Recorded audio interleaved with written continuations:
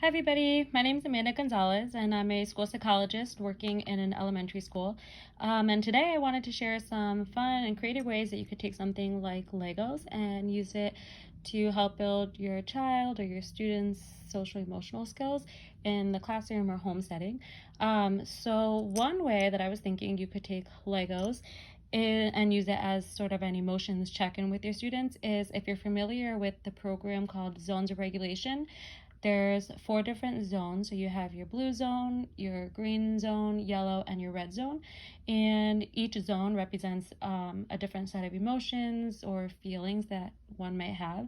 So one idea that I thought you could do is do a simple check-in with your students. So if you're a classroom teacher, you could give all of your students a little stack of Legos like this. So you want to make sure you have one of each color to represent each zone. And this is a really nice social emotional check-in. So you could do this with your students, and every day when they come in for the day, they could start off by putting how they're feeling in that moment and put the corresponding Lego on top. So if they're feeling relaxed, if they're ready to learn, if they're happy, they could put the green one on top. If they're feeling mad about something, they would put the red. If you're sad or maybe bored, tired, you could put the blue one. And the yellow if you're scared, nervous about something, or confused. Then this is a really nice way for the classroom teacher to just do a really quick scan of the room, have your students keep it on the top of their desk, and kind of quickly glance and see, okay, how's everybody doing? And if you notice one student has a different color other than green on top, then that's a great cue to you to know that, okay, I need to make sure that before I get ready to start today, I need to go check in with that student and see if something's going on, what's wrong, and maybe how I can help them use a coping tool or a toolbox strategy so that they can get, their day started on the right foot. This is also a really great way to do as a check-in during academic time. So think about if you're doing something like, let's say, math and it's a new lesson. Obviously, we have some students that their behaviors are a little more outwardly expressed, and how that student is feeling, what they're thinking, they're not afraid to say it. But I think we all know, or maybe have met at least one student in our career who is a little bit more quiet, reserved, who's not one that's going to speak up if they're confused about something, they might be too shy.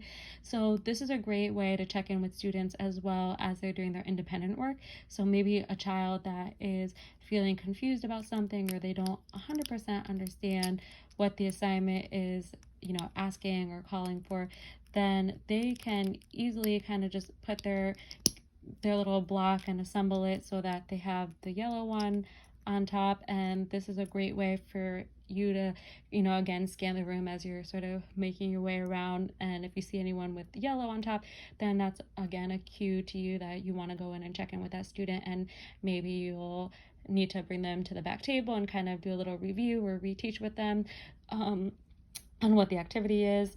And I thought that was just a simple way that you could do a check-in throughout the day with the students.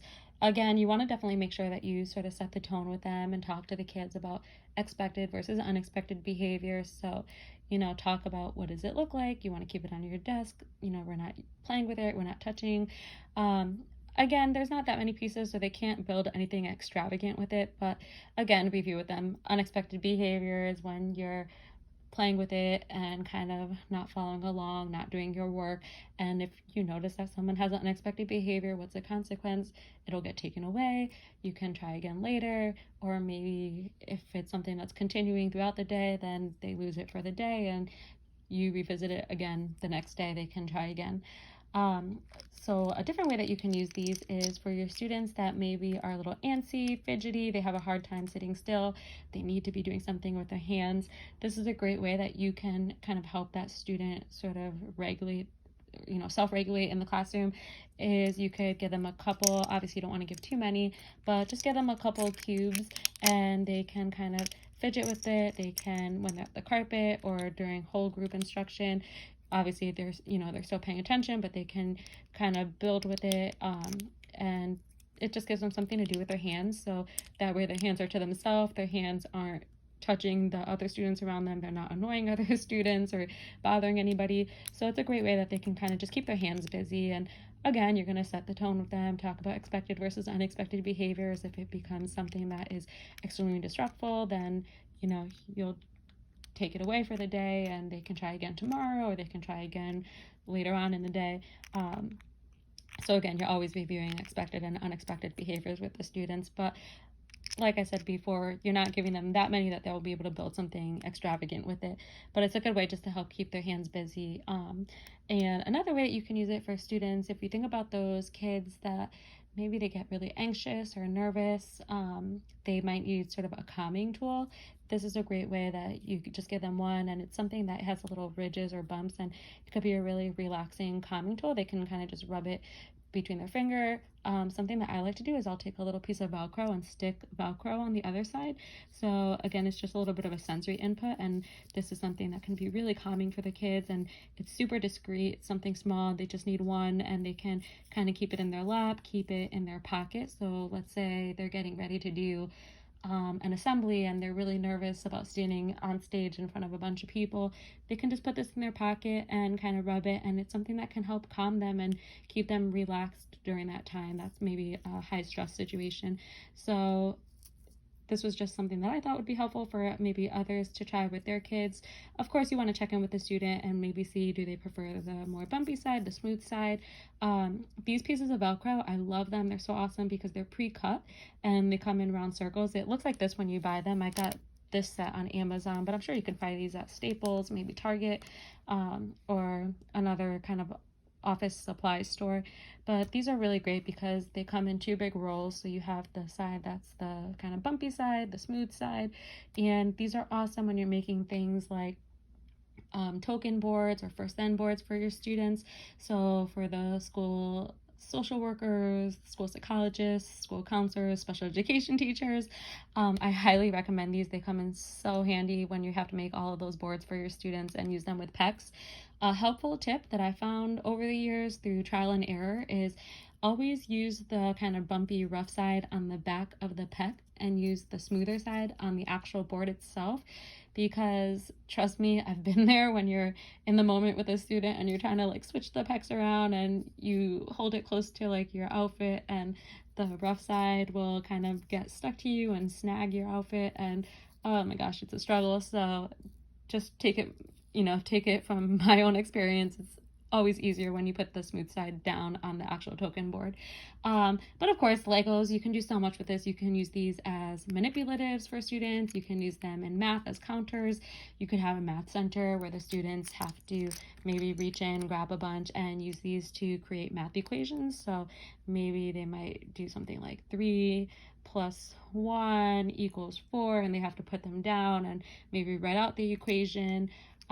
You can use this for color identification, sorting. You can use this to help students build executive functioning skills like planning, control, self-regulation, impulse control, whole body listening. So there's so many different ways that you can take something as simple as Legos. And the nice thing is when you buy kits, you have a ton of pieces and you can kind of divvy them up based on what you need. Use them for zones regulation, or other programs that your building might use. So I just wanted to share a couple helpful ideas that I thought might benefit others. If you have other ideas or other ways that you use Legos with your students at home or at school, I'd love to hear about them. So please feel free to leave a comment and share with me some of the ways that you use these for social emotional learning with your students. I'd love also if you follow me on Instagram. I have a school psychology page called School Psych Managee, where I share a lot of book recommendations, counseling ideas, crafts. I like to share a lot of ways that you can take something like toys and use it to build social emotional skills with your students, just different things that I think might be helpful. I also share some resources that I create for my Teachers Pay Teachers page, also called School Psych Managee. So I do create a lot of social emotional learning resources that you can find kind of samples on my Instagram page of the materials I create and how I use them with my students. And again, it's just a really fun community where we collaborate, we connect with one another, we share our ideas, and just help support one another. So I'd love if you stop by, leave a comment on my page as well of some social emotional learning activities you'd like to use with your students. I'd love to learn more and kind of get some other ideas from other people in the field as well. So I hope you found some of these tips helpful, and that you find them useful for your students at home or at school. And thank you so much for watching, and I hope you have a great day. Thanks.